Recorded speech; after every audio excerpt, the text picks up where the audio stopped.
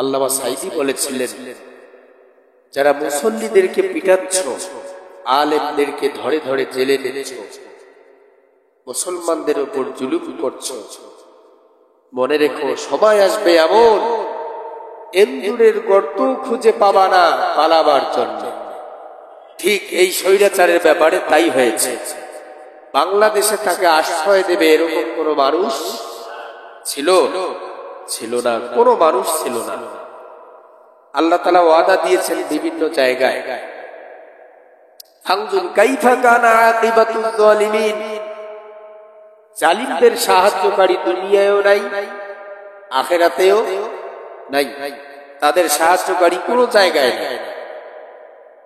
আর তাদের সাহায্যকারী দুনিয়াতে মুদির মতো দুই একটা কুলাঙ্গার যার সন্তান, কারণ মুদিও তো ফিরাউনের বংশধর।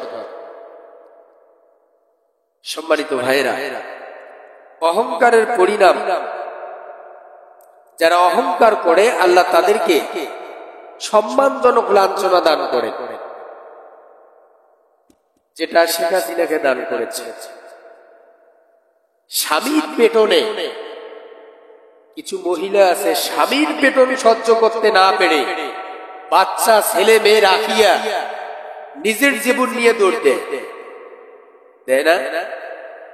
এরকম কিছু স্বামী আছে না, এমন পেটন ধরে বেশির গায়ে কাপড় আছে আর নাই সেটাও লক্ষ্য করে না, দুধের বাচ্চার কথাও ভুলে যায়, বাচ্চা রেখে দৌড় দেয় নিজে আত্মগোপন করবার জন্য।